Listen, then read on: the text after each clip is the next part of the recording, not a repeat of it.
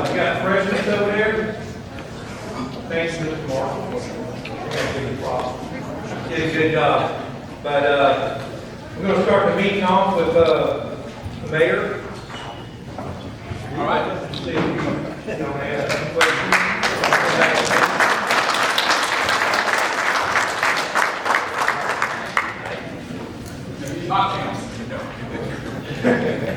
It's great pleasure. Everyone got a good crowd. It's cold night, right? And it's going to get warm sooner or later.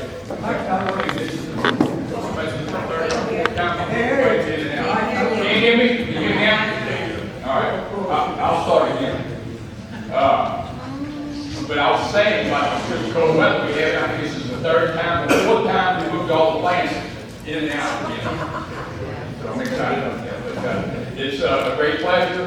We had new councilmen and new ideas, and this is I think we just finished up the third month of the new FYE fiscal year. It's been belt tightening, kind of let's get some things done, and revenues and expenses are hard to balance, and we've been struggling. But the good news, we're going to report on this tomorrow at council about where we were with the first 3 months of the year. We're about $1 million better off first 3 months of this year, like 26 versus the first 3 months of 25. So it's a good thing that we're moving in the right direction.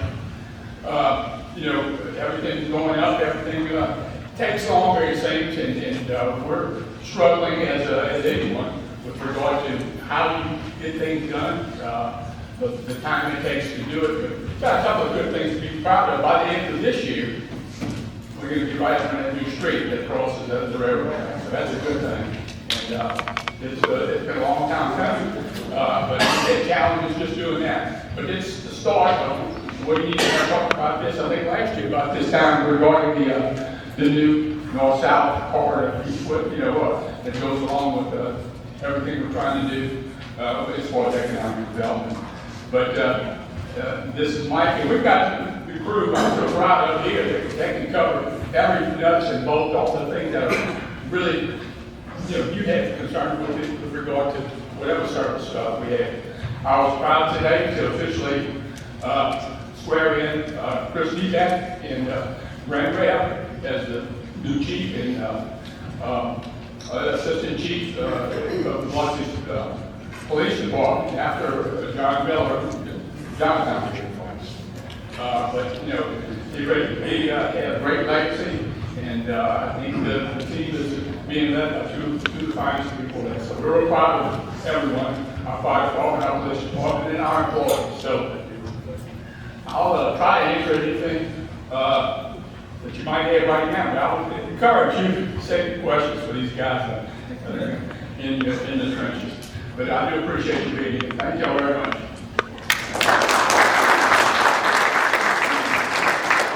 Thank you, Mr. Popo. Look, I want to recognize, we got all the councilmen here, I think. And we got Danny Quavers back here, supervisor. And we got Mr. Walker.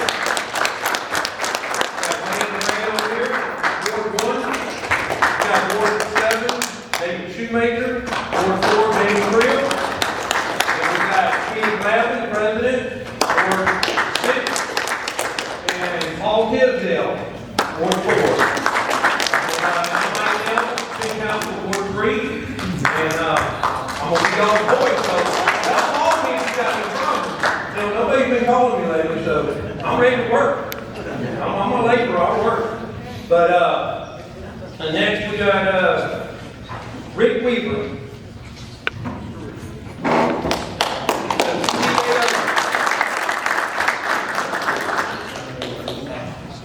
Hey, thank y'all very much. We appreciate everything that y'all had. If you have questions for us, please let us know. Again, just like the mayor said, we've got all the smart people up here.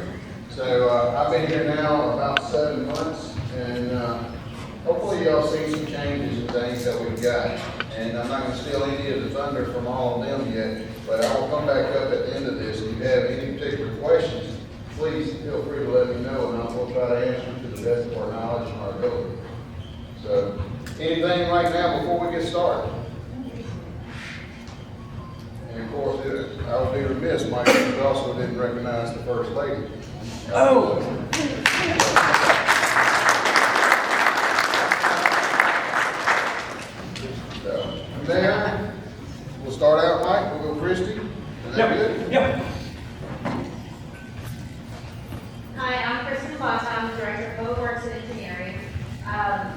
here to give you a quick update. Basically, the biggest project we have in your board right now is the Foster Extension, which Councilman Nail alluded to, and Mayor alluded to. That project is moving along well. Right now, that's the biggest thing we've got going on. We're still scheduled to be finished up at the end of the year. So that's going good as far as we know. No major issues, which is always good when you have a project of that size. Other than that, we've been doing just some miscellaneous things around the board, some sidewalk repairs here and there, trying to get some more things on the books. We do have a new B-Connect website. I don't know if y'all seen that yet. Basically, we've taken public works and we now have a call center for all non-emergency related calls or complaints. So even if you have like a code enforcement issue, you can call B-Connect, which is our normal public works phone number, 435-6271. If you have a sidewalk you need repaired, if you have a street you want swept, if you have anything whatsoever, except for 911, we're not going to come save anybody, so please don't call us. We will take that information at Public Works and we'll forward it on to the appropriate department. You will also get a service request number so that you have proof that it is documented, and you will get a call back within 2 weeks to let you know what the status of it is. Sometimes it takes us longer than 2 weeks, sometimes it takes a couple of weeks, sometimes a couple of months for us to get to, but we are trying to sit on top of that and document all the issues that come to us.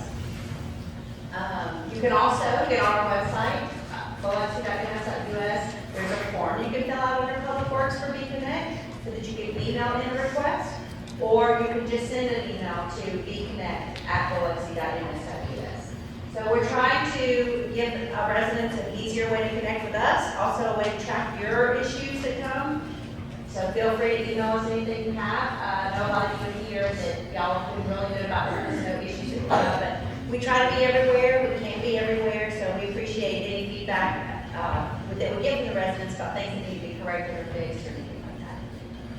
Other than that, does anybody have any questions for me?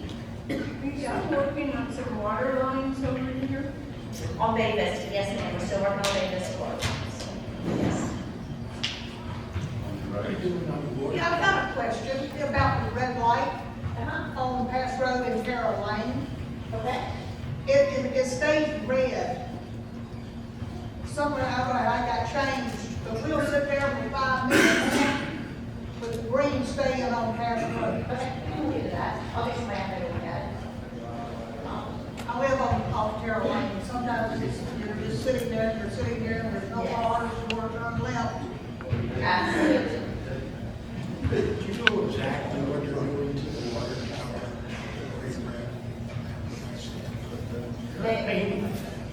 They are inspecting it, and we have to, every 3-5 years, we go in and inspect them. We empty the water out of them, check the inside, make sure there's no issues, that kind of Is stuff. that not working? It is, it is. Do you know what else? You know AT&T was out there, but spraying their utilities all into everyone's house. Someone's gonna engage. I don't know, but I will try to look into, he's asking about in the Greater Biloxi subdivision, they have some utility spray, where they marked like cable and gas. I don't know, we don't have anything going on there, but I will double check, see if I can find it out for you. Chris, Yes, sir? I live at 316 East Drive, Biloxi. 2 years ago, I had a young man just about take a telephone pole out in front of our house, and it was AT&T's. AT&T came out and took all their service lines off it and transferred it over to power companies. The pole is leaning and it's shattered, and I've talked to law enforcement, I've talked to AT&T, and I've talked to the power company. Nobody wants to take the responsibility to remove that pole from here. I'm here to find out, is there anyone that's concerned about something like that? If you meet with me afterwards, I'll get your name and number, and I will see if we can't put pressure on AT&T or the power company, whoever owns the pole, to try to get that out of there for you. Thank you. Absolutely. Chris? Yes, sir. I think I've just got a question. Give them an update. It's always a big topic is the Pops Ferry Bridge. I think, we've got the funding, about $15 million to fix the mechanism. Chris, give them an update on where we are, what's done on the engineering, and, the kickoff actually of the construction. Yes, so what he's talking about is the Pops Ferry Bridge. As you all know, we've been trying really hard for years to get a new bridge. That's that's very far off, it's a lot of money. So what we've done is we've gotten a grant funded through MDOT to replace the draw of that bridge. It will still be a draw, unfortunately, but basically what this will do is going to replace the grading, it's going to replace all of the mechanical and electrical components in it so that it won't break down as often. And we won't have to close it as often to do the welding. That project should go out to bid before the end of the year. I will tell you, it's going to be painful, the bridge will be closed. Yeah, it'll be closed for months and months at a time, but it will be well worth it in the end. It'll get it where it's not closing as often for repairs like it does now. So that should, by the end of the year, we should be out to bid on that. How long is it to install? At the top of my head, I don't know, but it's probably about a year's worth of work. Now, it won't be, should not be closed a whole year, knock on wood, but it will be closed for probably 3 or 4 months at a time, at least 2 different times. If not longer, maybe up to 6 months at a time. Update on the bridge. Oh, yeah, Old 67, I don't know if anybody who drives up to Old 67 to Wool Market. Just past Seal Lake and Hudson Farm intersection, we got that bridge shut down. We had to do an emergency shutdown. We got a report from the state. The state comes in and inspects all of our bridges for us. And the report determined that it was no longer safe for cars to travel over, so we did an immediate shutdown. We have a contractor now making the temporary repairs. He should be finished by the end of this week, if not next week, depending on how this weather is. It's too cold. He's doing welding up underneath the bridge, so if you go over or go by that bridge, not go over it, but if you go by that bridge, you won't see anybody, but he is down there working. We then have to get the state back in to do an inspection and let us know what we can rate the bridge at. So basically, it'll let us know how heavy the vehicle can drive across it. We are also happy, thank goodness, to have a project ready to go out to bid to replace that whole bridge, because it is important issue. We're making just a temporary repair just to get it back open. That project will go out to bid within the next week. We should get bids in about the beginning, I think it's March 11th, we'll receive bids on that. It'll probably be June or July before we start construction. And during construction, that bridge will still be shut down again for 6 months. But that's in the works. It's moving forward. It's one of our worst bridges in our city, and believe it or not, it's a very poor condition. So we're very thankful. We got 100% funding through MDOT state aid program to get that bridge fixed. Yes. I bring this up at every meeting. Pass Road in Nelson. Yes. We've already had a school bus accident there. There's people cutting through for rouses. There's so much shrubbery and bushes, and they're doing repair on that house. Trucks are on there. Can we do something proactive instead of waiting until Chick-fil-A comes? And there's already, the intersection is blocked every night. As we were coming here tonight, cars wouldn't let us out. I mean, something's got to be done. So we actually have a grant from Gulf Region Planning Commission to do a traffic study in that intersection. To accept that grant is either on this council meeting or will be on the next council meeting. I've sent it over. I'm not sure if I'm at the deadline, which meeting it'll be on. But so that is in the works. We'll do a traffic study, and that traffic study will give us recommendations on how we can reconfigure that intersection. It's probably going to involve some major construction, but that's the first step to figuring out what we need to do. Yes, ma'am. Well, to piggyback on her, I live down that street also, and use Nelson all the time. Now, the problem with Nelson is that there's a sign there that says, "Stop here," and don't go all the way to Pass Road. Many people go all the way to Pass Road. You can try to turn in, you get a cold. That's not the worst part. You have got to stop there. When the light turns green, you better not go, because everybody on Roadwalk Road is coming. Last week I sat there, not one, not two, but 3 cars came on the green light. If I had gone, I'd have got hit. Can't we get some police up there to kind of slow that down? Because it's every day all day. Can you write it down right now? Yep, And it's a school zone. It's a school zone, and I have students that walk there, and I'm very concerned. It's not a safe intersection. And this traffic study is great, but like today, tomorrow morning, there are students that are going to be hopefully not walking to school, but they will be out, and it's very, very dangerous. Christy, let me throw my 2 cents on that about, I mentioned it, the whole configuration of password and of Posterity, we put about $2 million in that design on how you move back and forth. But by the end of the year, we're assured, that we're going to have a straight through lane, which should relieve a lot of pressure on Boulevard and some of these east-west challenges that we've had. So that's coming. That's a little, and we're knocking on wood. We don't have anything that's going to, but we're on track to have that open by the end of the year. Yes, ma'am. So, I don't think Mayor just says by the end of the year, we'll have a straight through lane. So, how will that work from the start? Will it be like? It's about Foster extension. We'll be Extension. straight through lane, It's which gonna will go take straight. some traffic off of Oh, all right. So you won't have the pressure on Boulevard Road that you have now and Nelson. Thank you. Any other questions? Oh, yes. I remember the last town hall meeting in Dixie, New Hampshire, y'all made an announcement about a sewer line project in the Englewood neighborhood and then redoing all the streets. What happened with that project? That project is complete. We replaced the water and sewer. We did one phase a few years ago, and just within by the last 6 months, finished the second phase. So that area is now complete. Now y'all did water line, but not. Oh, yes, sewer you're lines. right, you're right. We have not addressed all the sewer line in that area, yes. So right now, there's no funding to move forward, but it's something that's still on the books, but right now, we don't have any funding. But we were able to complete all the water line, which was a huge improvement. It was one of those areas that have failures all the time, much like Bethesda, much like in Florida State.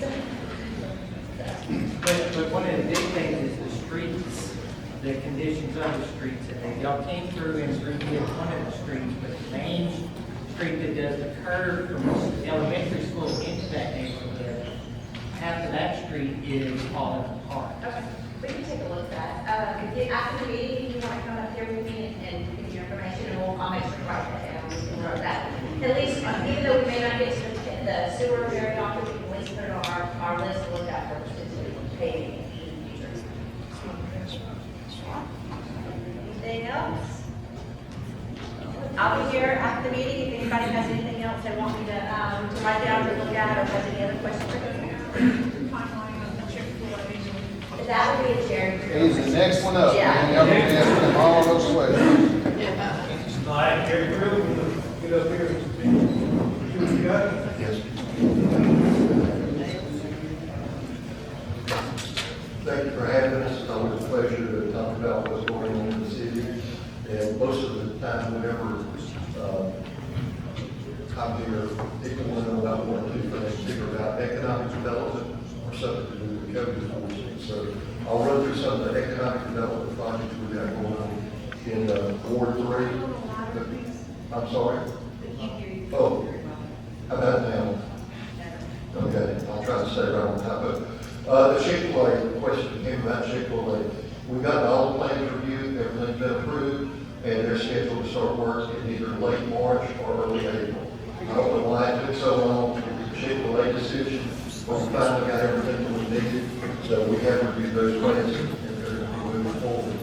The Southbrook Coffee Shop in front of Rouse's, the next thing on their list is to pave the parking lot. That should happen as soon as the weather warms up, so that'll be winding down. I understand that they draw great crowds. Y'all probably seen the work being done to Shaggy's down on the beach, the expansion of Shaggy's. They're trying to tie a lot of those restaurants in together. Also, the new beach wedding venue that's down from Shaggy's is going on. The old car wash at the corner of Pass Road and Carroll Lane across from the Walmart neighborhood market. You probably noticed that they've been working there. They have a temporary power pole out there. They're going to be converting that into office and retail space. So they do have a permit. They have started on that project. The old Classy Chassis building has a new auto service place located in the business. The building that's next to the post office on Pass Road, the housing authority's acquired that. You've probably seen some renovations going on there. They're going to be moving their offices into that building.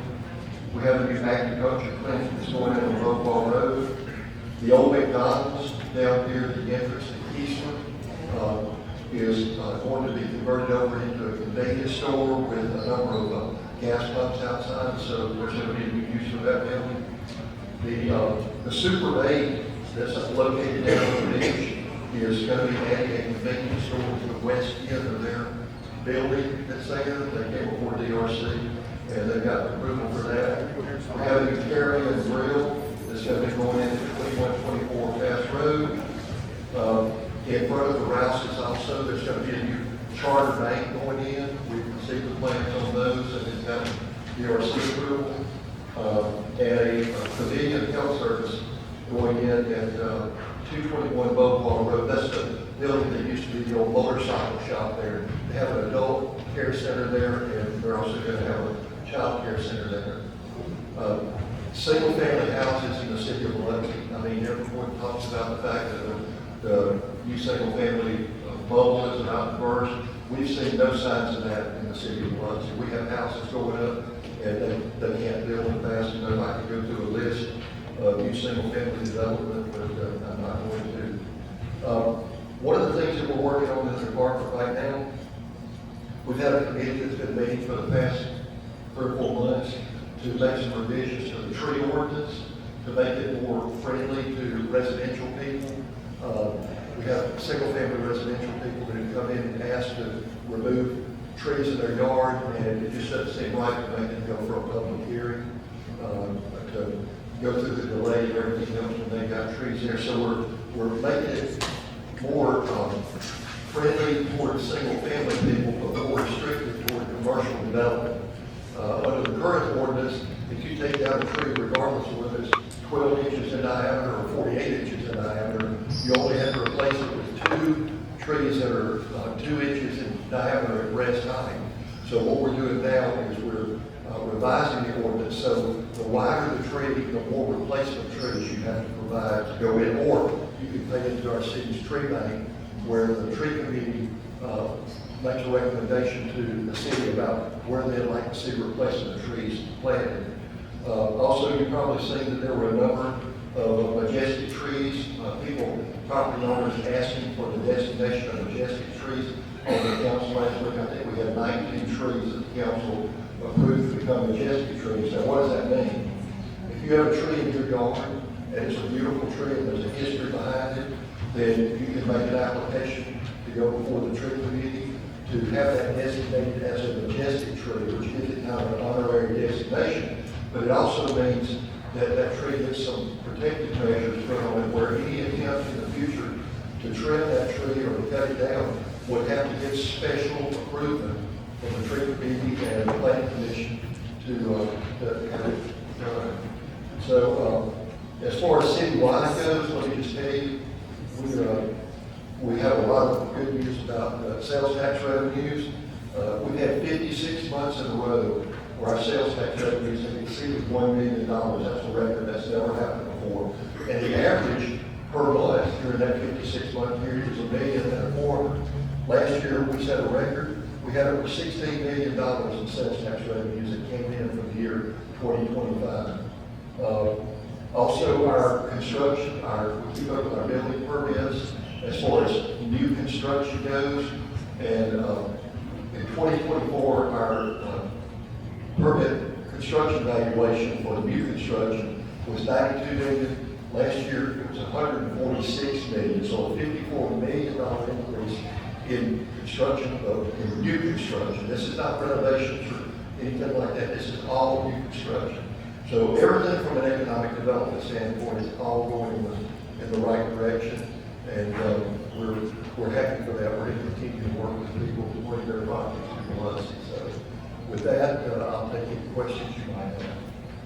Yes, ma'am. You said you were code. I'm sorry? You said you were part of code enforcement. Yes, ma'am. Okay. You bought our house in 2020, we built a 316 Miller, or East Drive. But what I'm going, I had a whole list of things I wanted to say, but we've spent a lot of time and money on our house. And there are a few other houses in the neighborhood that have the same values as we do. But There are houses on that neighborhood that have enough cars in the backyard to look like a used car lot. There are people that have mold on the front of their house. There are people that have trash piled up. The house next to me at 308 Hiller is owned by a woman who's never put the property in her name for the past 20 years. She doesn't live in the state. Her deadbeat daughter is the one managing it, and we've tried to get code enforcement to take care of it. We were just about ready to do something, and she hustled somebody in. There's water damage, because I've seen the inside of the house. The whole roof is shot. The water damage wrecked the floors. There's mold in the house. And these people aren't paying for trash service. They don't cut their grass. So this trash is piling up, and what it's going to lead to rodents and... Okay, let me address that as best I can. Every time we got no more. Anytime we have a code violation, we always deal with the owner of the property, whether they live in the city or out of the city. The in-city people go to court, the out of the city people go to the city council. Well, non-resident owner will call it. Okay. Code enforcement, we're limited to what we can see from the road. We can't just walk into someone's yard and go in the backyard and look around. So we rely on neighbors to let us know that there's something there, and then we can get with the judge and get the right of entry to go into that property. And I've called 5 years on this house. If you'll get with me after the meeting, I'll be glad to take you on the addresses. Mr. Bob. All the things that are going to go on by that Chick-fil-A, is there any thought to a right turn going into it, or, it seems like there's no shoulder, so if you're going west of Pass, I know somebody has a plan of running around, but I'm sure you think of Chick-fil-A's at lunchtime, wouldn't traffic back up? Well, there is a entrance going in off of Pass Road to go into the Chick-fil-A property. And one of the reasons that they needed so much land for this was to accommodate turn lanes that will navigate through the property. They're going to have a double lane going through there. So they did do everything they could on the property to try to accommodate those lanes around there. So we do have that. Now, as far as where the egress is located, there are regulations that say that you have to be so far from the intersection before you have a curb going into the site. And so we made it put that as far as the west as we should. Anything else? Yes, sir. What about the project that's going on down on Highway 90 around Woody's, Treasure Bay, all that area through there, Amelia Street, Althea Street? Is that the sewer project, sir? Law will talk about it. Law's gonna cover that when he gets up next. He's over there in front. If you have any other questions, I'll be glad to stick around after the meeting. Please get with me, and I'll take your name. Yes, ma'am. Right behind the West Biloxi Library, I'm assuming that's city-owned property. That goes to the south of the library. Yes, ma'am. Okay, we had a POA meeting at the library this weekend. That wooded area there, there's trash, there's tires, if it's city-owned, I would think that would be a real easy thing for the city to be able to keep that cleaned up, and especially the public library where there's children there and families coming to visit it. It's not as good for the city. We'll check on that. I'll write it down. We'll check. I was consented to be connected to Yes, sir.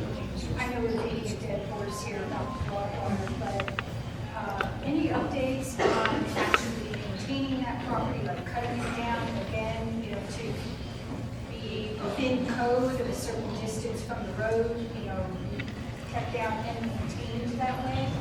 They did it last year to appease everybody, and then it just grew back. It's time to hold the property owners accountable. I don't care how huge the developer they are, they need to be accountable. We can work on that. Yes, there are provisions that allow us to cut so far back from the city right of way back onto the property. Now, it's not realistic to think that they're going to go out there and cut that property every morning, like we do our lawns at home. And again, we don't have the right to go onto that property unless there's a problem in the middle of it. Now, what we do, the way we work that, is police department from time to time will get called to a private property. And if they notice something, they can report it back to us, and then we can get a right of entry to go in and take care of it. But we can't just, our departments can't just arbitrarily drive onto somebody's property unless we can see it from the road.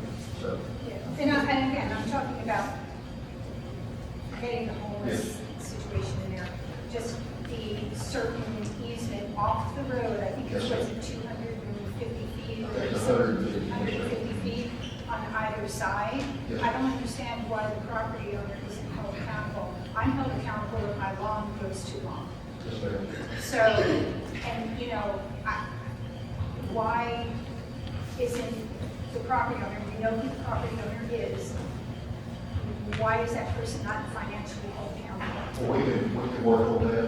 Boy Anderson is much easier to work with than the previous property owner.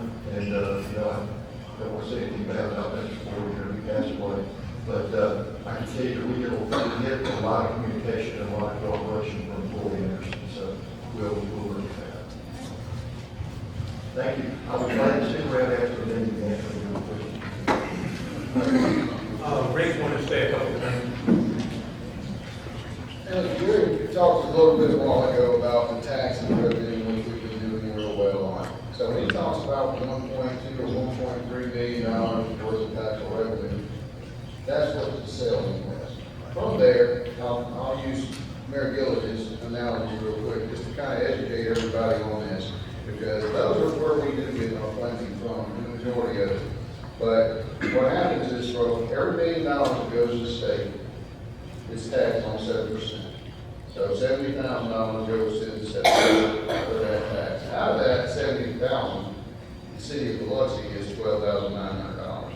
So we are very blessed with the amount of taxes and the amount of sales that are going on. But I wanted to make sure everybody understood. So out of every $1 million sold, we end up with about $12,900. So that's how those work from there. So again, thanks for everything that's been going on, and the team has been doing great. I just want to make sure that that was clarified.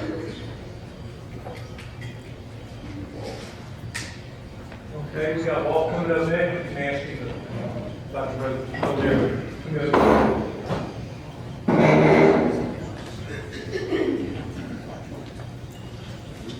Good evening. I'm Walt Brody. I'm the City of Biloxi's infrastructure program manager for the FEMA funded or FEMA reimbursed projects. Most of y'all are aware of the projects that have been going on since Hurricane Katrina. I have some maps over here if you're curious to know where your ward is and which projects are in your ward. They're here to my right. If anybody wishes to come after the meeting, take a look. Let me start out just answering questions right away. There was a question regarding Althea Street. What was the question, sir? The progress that's going on through there, Community Street, Althea Street, all that area around Treasure Bay, Woody's, the Mexican restaurant that's through there. Yes, sir. So right now, the contractor at this time is working primarily west of Walmart Lane on the service road that goes between Walmart Lane and the Bees Road, where the new gas station is. They have put in new curb and gutter on Althea Street everywhere between Woody's and Aztecas. They're waiting for the temperature to get right because it's so cold they can't put down new asphalt on that road. So they're getting everything they can ready for asphalt in the west part of the project. And then hopefully, looking at the weather, probably about 2 weeks, it's hopefully will be warm enough that they can get some base asphalt down in that area. So we've got the managers of Woody's communicating with us quite a bit on getting that road done, obviously, because it impacts them. Thankfully, they got access up Highway 90, but that's the whole of at this point. It's just weather and having enough work for that subcontractor to come in. Well, let me ask you another part of that question, and I don't know if you know the answer to it. But as you come up Althea Street, they've already got the black base down for it, and it just stops. What about the streets that go up into neighborhoods? Some of those streets are just basically pea gravel. Oh yeah, there's everything. Like if you go down, if you take Camellia North or it's Althea North, and you get on Southern and all the crossroads that go to the direct, they're bad. Unfortunately, it's not within the FEMA project areas. That would be a project the city would have to fund, develop with the council persons and our engineering department. But that's, the limit where you see now, sir, is that's it for FEMA funded projects. But your councilman drives that area quite a bit. He's aware of the conditions of the road, or engineering, of course, director, she's aware. But that'd be something to address with the councilman. Were there any questions related to the FEMA funded infrastructure project? Yeah, y'all rebuild the pads and stuff also, right? Sir? And y'all in charge of rebuilding the piers and stuff? Is that FEMA work and stuff? Only within the borders that you see on the map. Well, I'm just wondering, why don't they make the piers prefabricated so they can pick them up during storms and stuff? Like, and maybe 12-foot sections or so and stuff, and then have, I don't know, prisoners or whatever, during storms, pick up and then put them back after the storm. Now, I know some pilings do change with wood and stuff, but if they were concrete, I don't think they would change and stuff. So prefabricated pier would seem like and then this way you wouldn't always have to replace the pier. Yes, sir, that is a great point, and I actually happen to have a pier expert here, to my left, sit down right there, Mayor Popo, the other, knows a lot about piers. I'm happy to talk about piers. It's never, it's a good idea, but it's very expensive. Okay, I was just wondering, it seems like it'd be cheap in the long run. The mayor has plans, In but 30 or 40 seconds, I'll go fast, but it's a subject we've gone over and over with for the last 3 years.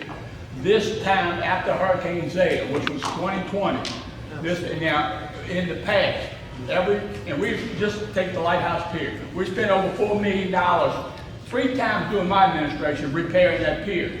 First time in history, FEMA said we'll give you some mitigation, some extra money to stiffen it up, build it back better. So we started that, and we decided to use the technology, concrete pilings, stiffened fasteners, flow-through decking, okay, some breakwater, to say, hey, this will be the last time we replace that pier. And you're right, as things flow up and flow down, concrete's denser, you don't float, it doesn't float away. First part of this whole project was to figure out, they said to us, this was in probably 2021, okay, come up with a mitigated plan. What would you build back there? And then we'll give you a matching amount. If it was to cost $1 million to put it back as it was, which was the case of all, in the past, we'll give you another $1 million to do better. So we've been fighting back and forth. So we finally got the final decision on what we have. We submitted, actually, last week, a mitigated plan for them to approve. Okay. We've had 2. I would just mention the prefabrication because it seems like That's pretty much spend so much, Well, that's pretty much what we're doing with regard to the concrete pilings and the stiffeners and the stringers. Okay. But also the flow-through decking, which means, those things. But it's been a big, it's been a big part of my plan to get this thing, most iconic pier on the Gulf Coast since 1848. Yes, sir. Back in order. But FEMA, it was hard to get them to do what they said they were going to do. Okay, sir. I hope that helps.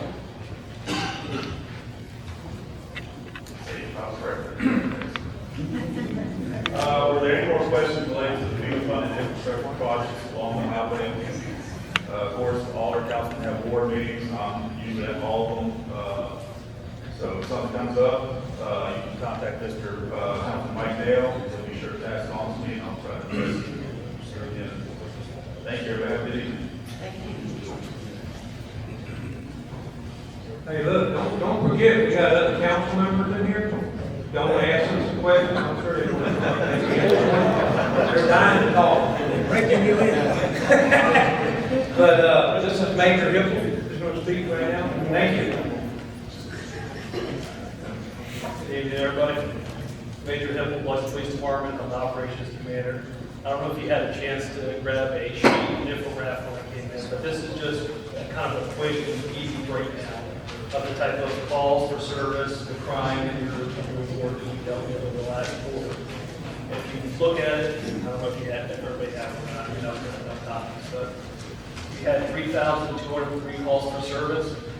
You had 286 reports generated with a total of 438 different types of offenses, which can range from everything from a traffic accident to assault, anything in between, and 239 arrests. So that's on par with most of the cities, so it's pretty average on there. So, like I said, if you look on there, you see all the different types of breakdowns on calls, and it's pretty well under the middle as far as that. So a lot of things that are front and center, especially for this board right here, is always the broad barn. We went out there today, and we still found, I believe they said 8 teams out there, currently out there, so we went out there last week, I believe there was 13. But all of them are very stages of either broke down or filled with water at this point. So unfortunately, when those camps stay there and they're not renewed, you do have a problem of what we call a hermit crab, if somebody else comes in and go right into them and try to take orders there. So, and some of the people we contact out there are regulars. When we contact those regulars go with us to jail. If it's somebody that's brand new to the area that we haven't contacted before, we remind them there's trespassers out there. We try to look into the local services out there. But as of today, like I said, there's still 8 camps out there that show some type of somebody being in there. But also a lot of times they flee when they hear us coming out there. So, but just to give you an idea, on an average week, we probably respond to about 225 calls for service that does deal with a homeless population. And that can be anything from a criminal complaint to somebody calling us saying, hey, what kind of services are there? I need help. And this last week alone, that generated roughly 20 police reports on there. So that's kind of on par where we are on a week-to-week basis dealing with the homeless-related issues, but it's something that's been there a long time. It's not something that's going to go away overnight, but we do have services down here, and some of them legitimately do want help, and we are able to be successful in getting them help with that. Upcoming events that City of Biloxi has, we have Children's Parade, February 7th, we have Second Liners and Neptune on February 14th. They had to plan it on Valentine's Day to get all of us that have to work in a lot of trouble, so you can pray for us. And then we have Fat Tuesday, obviously, on February 17th. Does anybody have any questions on any of that? Well, I just have a general question. I live at the corner of Southern and Irish Street, and people blow through that stop sign constantly. We have kids in that area, we have pets in that area. What can be done about that? Well, in general, what can happen is I will add your complaint to the list. What we do is we keep a running traffic log. Those who will shop there, but there's all types of neighborhoods across the city of Biloxi that will call and complaints. And there's not really somebody over here gave one earlier about some two that were down for a patio and food farm. We get those almost daily. And to be perfectly honest with you, I don't have enough bodies to stick somebody out there all day, every day. So what we do is we take the ones we get the most complaints on. We'll have an officer go out there, usually do a week or two out there, try to write some tickets, see if we can see anything. And we take traffic bots out there, we get repeated complaints. They get an idea of actual traffic counts, actual traffic speed.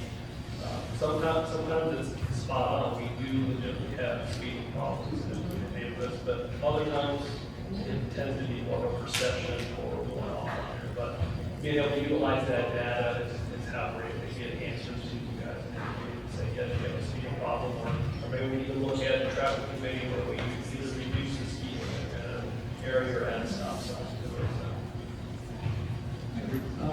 The police department and animal control, are they one, in other words, they report to y'all? Yes, sir, they're part of the police department. And when there is a, let's just say some vague area between police responding to something and animal control, where is the ordinance? In other words, which one enforces the ordinance, or is it both of them? It's both of us. It really just depends on what it is. Sometimes it's hand in hand. It'll start as a animal control complaint.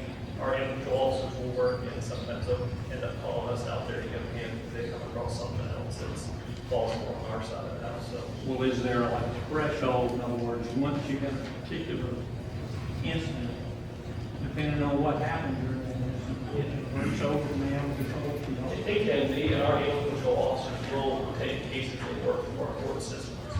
So they do deal with that on the court side too.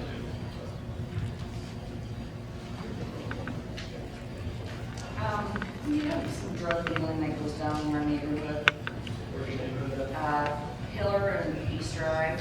It's not as bad as it used to be, but depending on what time of night you go out, you can still see there's stuff going on. We have a guy that calls himself Animal, who's gotten out of prison. He rides his bicycle everywhere, blares his speaker, and we know he's dealing drugs. I mean,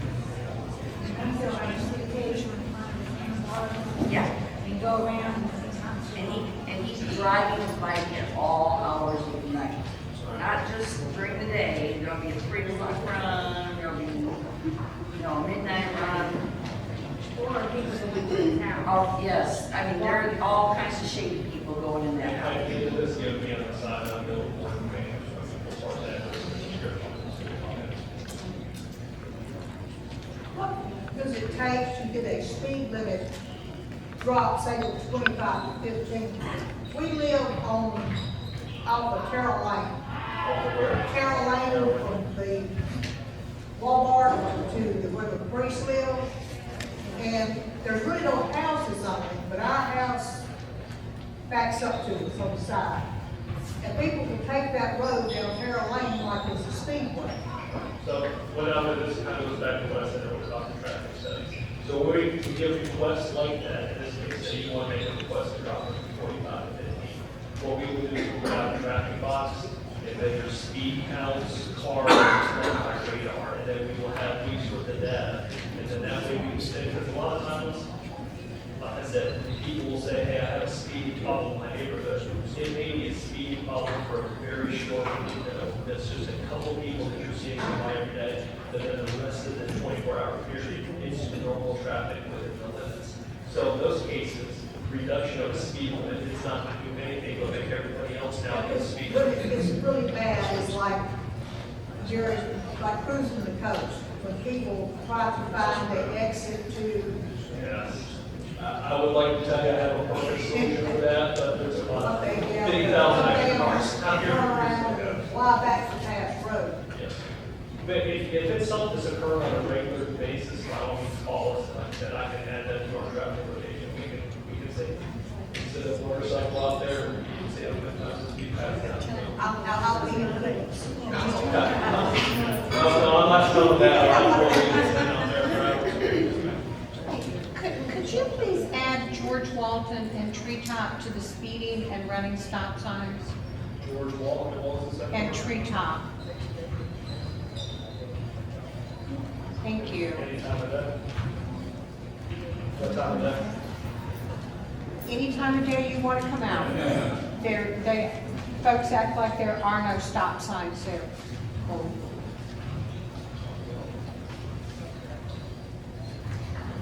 Anybody else have any questions? One thing I didn't touch on is the Biloxi Police Department has a real-time crime center, which essentially is fancy word. We have cameras, we have big monitors up, we have people that monitor them, do a good portion of the day and assist our control services with finding hidden runs, real-time access if we're doing something on the street. We partner with businesses that have cameras, and we also partner with homeowners that have cameras. So if that's something you're interested in, you can get with me afterwards, and I can get you in touch with our captain that handles that. And what that does is it doesn't give us access to necessarily see your cameras, but what it does is it will register them in our system. Just say we have somebody gets assaulted on your street, we can pull up that street and see we have cameras in this house, this house, this house. It makes our job as law enforcement much easier. It cuts down a lot of the legwork we have to do, and you may not even know of the incident that happened, because you gave you a corporate camera and said, oh yeah, it's right here on it. We solve a lot of crime that way. So it's a good partnership with local businesses and our residents here. So if that's something you're interested in, just let me know. I can get you in touch with them. Anybody else? All right, thank you. All right. Look, nobody's eating. Plenty of food. Plenty of people. Look, We're gonna have the chief of police next. Thank you. Fire, please. I'm in fire, chief. We'll talk about all kinds of stuff. Hi, Chief of Fire. Close enough. I mean, we're all in the same building. So just a quick update. I don't have this fancy info to hand out or anything like that, but quick update since we just ended the year 2025. So our call volume stayed about the same, but we had our first full year with Patrick EMS. You know, we made the transition from our previous provider to Patrick, and we made our own EMS district. So far, hopefully y'all are experiencing, hopefully y'all haven't had to use Patrick services, but if you have, hopefully you have seen a much quicker response. We are seeing better numbers. In fact, we're estimating just from first full year, we've seen a reduction of us rolling the tires on the $500,000 fire engines, about 15 to 20% savings on maintenance. Just the general wear and tear on these big vehicles. So we're really pleased with them. Hopefully you guys are too, if y'all need to get in touch with them. They do very similar programs that AMR used to do as far as a service where you pay and the ambulance will come and get you to appointments and things of those nature. But they, in that same year, 2025, our call volume stayed around 8,500. We saw 15%, 20% reduction. They ran 10,000 priority 1 and priority 2 calls, which is priority 1 being life-threatening, priority 2 being ones that we respond to. Could be a broken leg, not necessarily something that's going to be a life-threatening issue, but where you're severe pain, trauma, that sort of thing. So we've been pleased. Hopefully y'all are seeing the same service from them. Of course, no system is perfect, but we continue to refine. We meet with them a lot to help continue to drop those numbers. Always got to remind everybody the smoke detector program, smoke detector and carbon monoxide detectors save lives. We install them for free. Biloxi residents get them for free. It's a grant funded program. As long as you own a home and sign a waiver, say if one of our guys, falls off the ladder while he's installing it and destroys an end table right there next to him, y'all aren't gonna hold us liable for that, but we'll come out and install them. All that you have to do is basically call. And just the main line, as fire prevention. Let's see, for those that have children, grandchildren, Kids Academy. I don't know if y'all are aware, Biloxi Fire Department for 10 plus, probably 15 plus years, has done a program over the summer, usually the first 2 weeks of June, where we host a Kids Academy for kids in the age of 7 to 13. It's free. In fact, we do it for free to non-Biloxi residents. And we do 1 week and typically about 40 kids at a time. We are going to move from our central station right there at Porter Avenue up to our newest station, Station 7, near Cedar Lake and Potts Ferry, right on Potts Ferry. It gives us bigger room than we're combining. Normally it was run with our fire prevention crew. Now we're going to take fire prevention and fire training and combine the two so we can get some new, fresh ideas. It gives us a bigger station, gives us a training tower, gives us a lot more assets. And being that it's summer, we'll be able to house them in the pumper hall. We've got the pumper hall is about double the size of Central, so that way we keep on going and not have to worry about the rain that summer usually brings. A couple other things that might be going. Station 5, y'all know, right across the street here. We've been in ongoing talks with the mayor and city council on renovating that. I put the brakes on that because I like to explore the option of actually building a new station.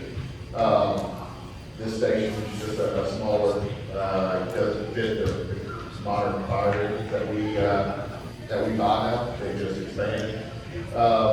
So we are in the process of trying to get some plans and that sort of stuff. The Potts Ferry extension, we saw some opportunities maybe put it closer to a north-south corridor as well as an east-west. Right now, when they come out of the station here, they gotta go east or west, and it delays us getting south of the track. So, speaking of fire engines, we've been talking with the mayor. In fact, council will probably be seeing this coming not on tomorrow's agenda, but probably the next. So we met with 4 different fire truck manufacturers over the past 6 months or so. We educated our new CAO on the fun that it is to spec out a fire truck. So in 2022, we bought 3 new fire trucks, and each one of them cost $570,000. Fast forward to 2025, when we started contacting them, I said, same manufacturer, just update the prices on the exact same bill, and it came in at $930,000. Wow. So, we've seen quite a large increase with all the inflation. So hence, we contacted 3 other manufacturers to see if, we could get any better. We are essentially going to stay with the same manufacturer. There's no need to do any better. Now, we tweaked it. There were some things we could do to get it down to that 930. But it's quite a bit of an increase. So we're going to be going to council with the mayor in a little bit with 2 new fire trucks. And it takes 2 years to build them. We've got a new ladder truck. It takes 4 years to build that thing. So there's a lot of new coming, but it comes at a steep cost, and there was no other way around it. Unfortunately, if you put fire in front of it raises the cost of everything. Other than that, oh, absolutely. So. Right. So part of the good point. So we are one of 2 entities or 2 municipalities in the state that has a fire rating 2. Us and Gulfport are the only 2 in the state, which means lower fire insurance, especially on commercial properties. So to keep that fire insurance rating, part of it is these fire trucks. You get 20 years out of a fire truck, and you've got to shuffle them into a reserve. You can still use them, they just can't be frontline units. So what we're trying to do is these 2 trucks are going to replace 2028 trucks that shuffle out of service. So we're trying to be proactive on it. We actually have 4 trucks that we need to replace in 2028. These are 2, and then we're going to try to space out the other 2. That way we're not incurring that cost, but we don't want to wait too long. Because you see, in 3 years, we went from 570 to 930. We don't want to wait, much more, because I don't think we'll see rapid inflation like we did in that little span, but we're still going to see incremental price increases. We saw it with the price of these things. The 930 started around 910. But then they do a little price increase, and of course we do a little price increase going close to $1 million to get added up quick. So yes, so we actually just did our rating in 2025. We are still a 2, just like Gulfport. We have a higher, it's a 10-point scale, just like in grade school. If you get above 90, you're a class 1. We're in between that 80 and 90. Of course, we're buddies with Gulfport Fire. We got a better grade. We still got a B, but we're still in that class 2. But we're the only 2. Only 2, and we've got a better rating than Gulfport. So we're going to put that little feather in our cap. We'd still like to be the first 1 to a 1. We've been exploring that. A lot of it deals with the infrastructure work, finishing things up like that. Personnel, which everybody in the state is struggling with personnel and retaining personnel. So it's a constant struggle. Let me put another 2 cents here. Prior to Patrick taking over, we were an AMR through the county. A big thing I should mention is that we formed our own emergency response district in order to go back and find a better service.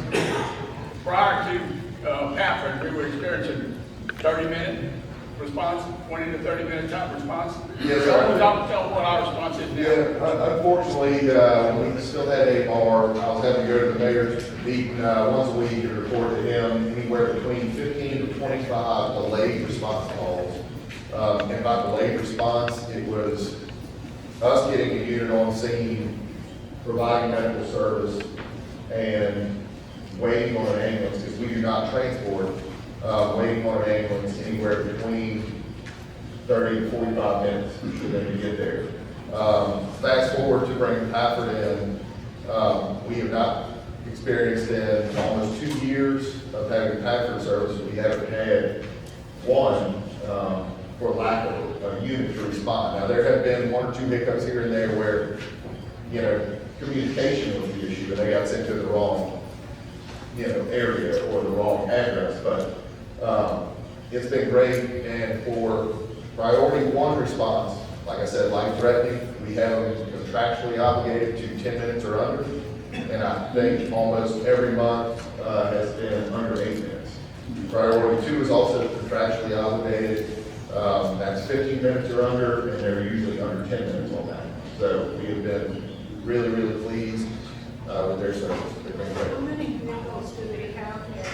So, they have roughly at least 5 that are contractually obligated, keep 5 in the city of Biloxi. I think Gulfport and being at Gulfport and us use both Pafford services. They are able to cross lines.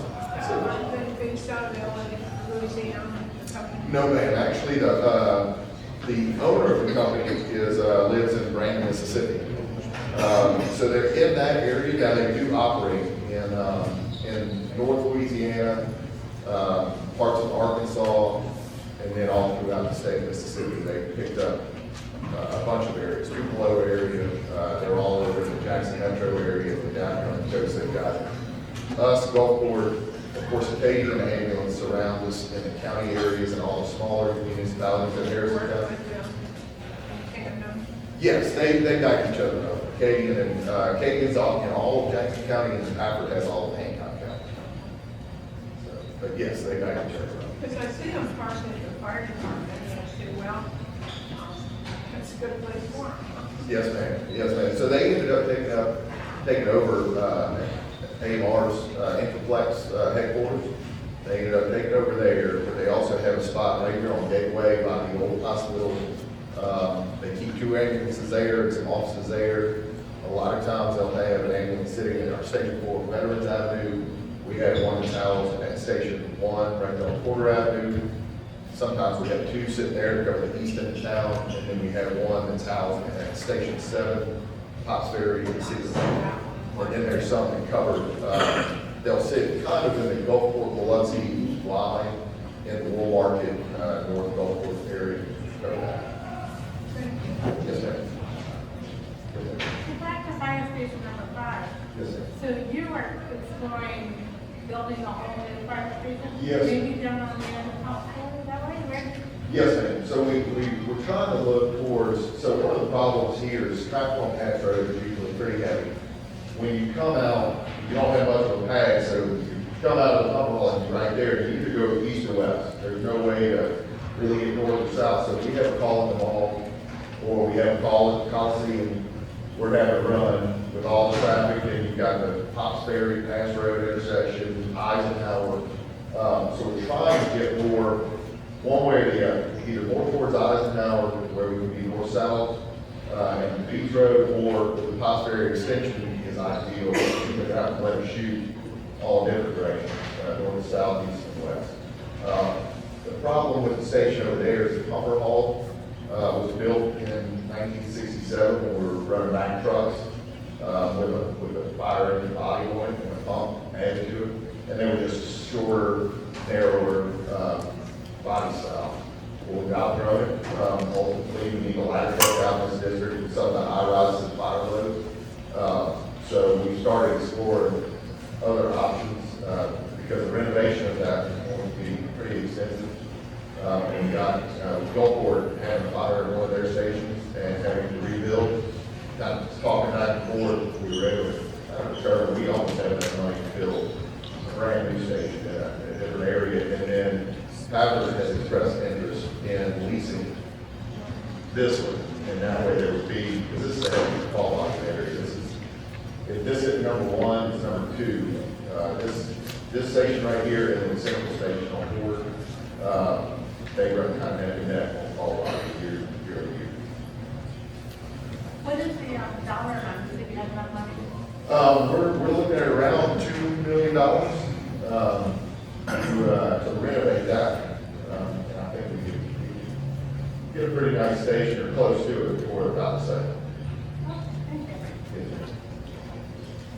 More questions? All right, thank you.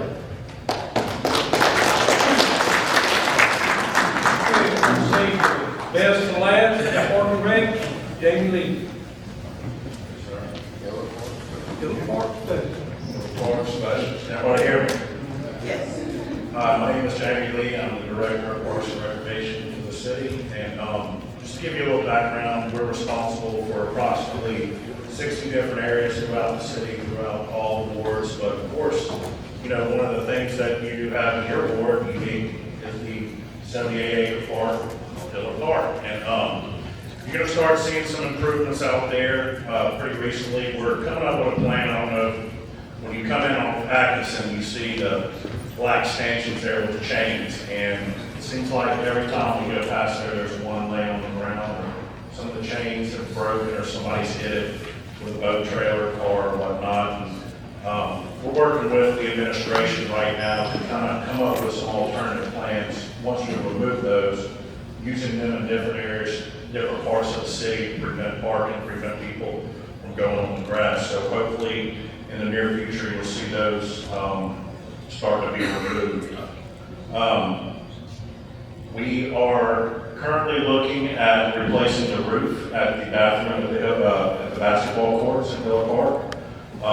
Looks like we found some private funding that's going to assist with that project, and once we get that roof replaced, then we're going to look at doing some interior repairs, some redesigning, a little more maintenance friendly, hopefully a little more vandalism proof in that restroom out there, and then we can remove that portalet that's out there on the playground and give another area for restrooms.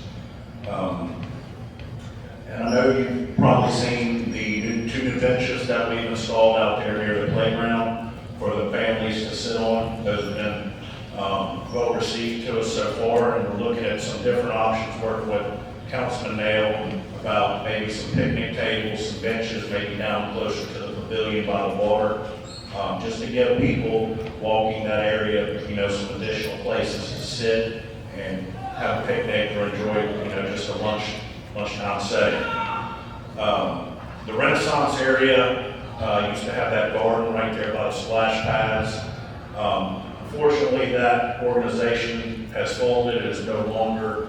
So we've been in the process of clearing that area out, cutting down some of that old brush in there, and we're looking at different options, working with the councilman on, you know, what can we put back there? You know, whether it may be a garden or, you know, just something, some ideas that we're looking at. Hopefully that'll come to fruition sooner than later. And for those of you that didn't know, we actually do at Diller Park have a championship disc golf course, which goes all through there. So I know when you're out there, you might see the guys or girls walking around, throwing the frisbees. Of course, they're called discs.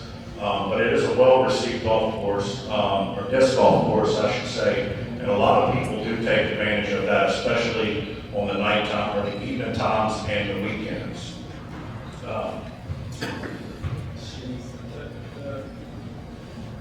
We're looking at different options on the splash pad repair. Our goal is to have that up and running by the springtime. There was one of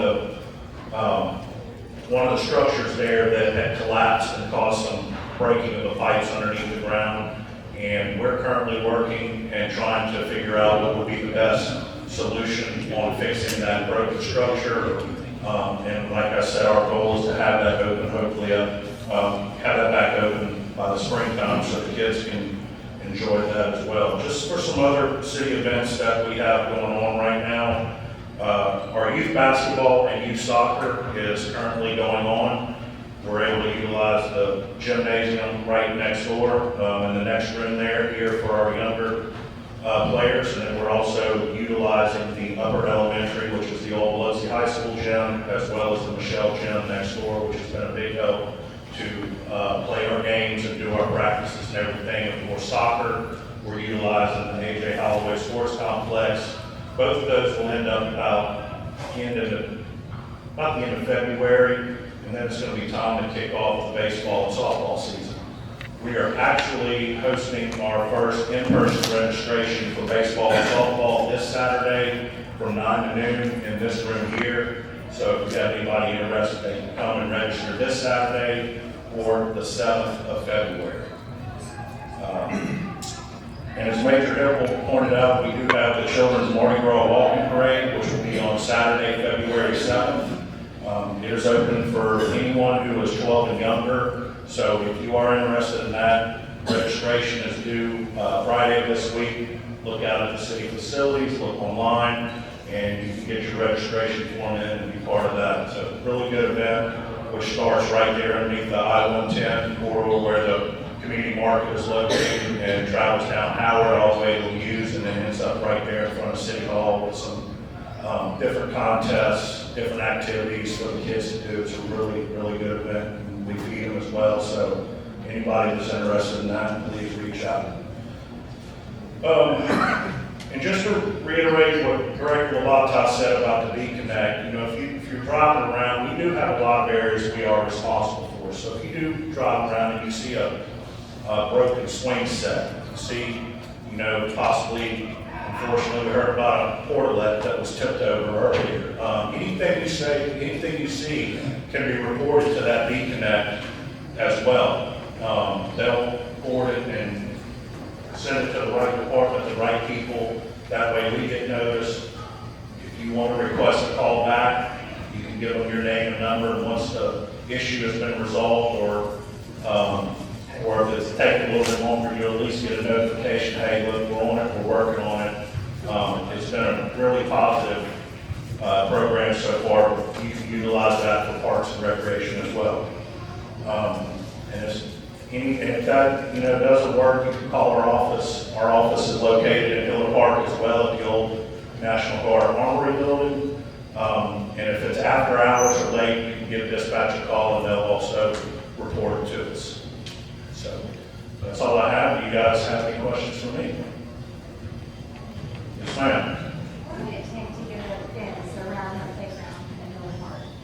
Fence around?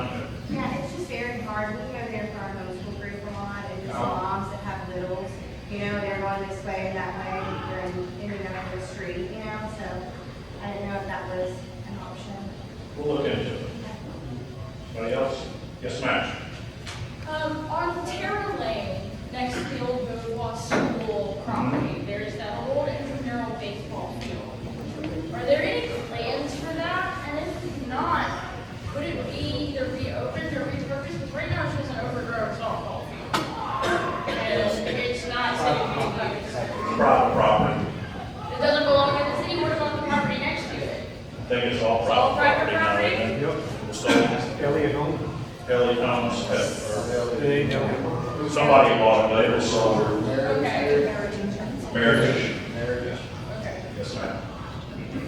Yes, sir. Can we get a fish cleaning table in Hiller Park? A what now? Fish cleaning station? Fish cleaning station? Looking at package boat range? Right, that'll be a little bit involved with us as well as port, and I'll get with the manager of the port and see what type of option that could be. Yes, sir. East Drive going into Hiller Park, they used to have gates that went across there. Apparently, users stopped having this going for a certain time. None of that's been removed. Is there anything in the future where they're going to put something back in there where that close that off at night? You know, we're looking at options of relocating that gate into an area that could be utilized a little better. The problem, you know, when you have an area like Hiller Park that does have a boat launch, you know, the hours are different than other parks because people, you know, the park does actually open a little bit earlier than our normal parks because it does have a boat launch. So probably put a strain on our resources to be able to do that on a daily basis. So, but we are looking at removing that entrance gate there and utilizing it somewhere else where it will be better served. So that house is up there on the right, that's marked, is that gonna be demoed? Eventually, yes. Thank you.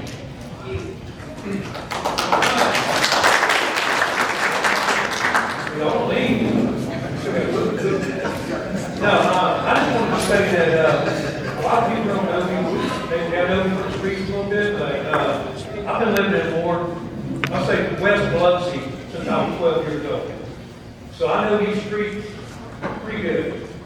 I know the back streets, I know a lot about Biloxi, all about Biloxi. But I want to say that the things that y'all don't see, I've probably seen them already.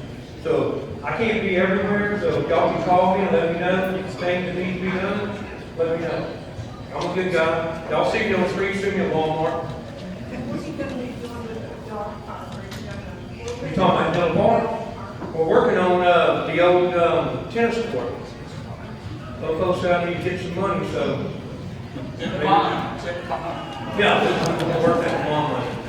100 by 100 is what I'm looking for. And that the little thing right there, I want to try to rent that out to somebody. Snowball stand, coffee, or something. We can do something with that, to make some money. People look, I was there on the weekend. Yeah. Yeah, that's what it is. Just rent it to somebody, we get some money out of that. My future for Hill Park is, I like to see a bridge go across the pond right there. And we're gonna clean that pond up. He's gonna help me. Sir? We're gonna clean that pond up this summer. And Broadwater Golf Course, believe me, it's gonna get cleaned up. It will. You plan on dredging the pond?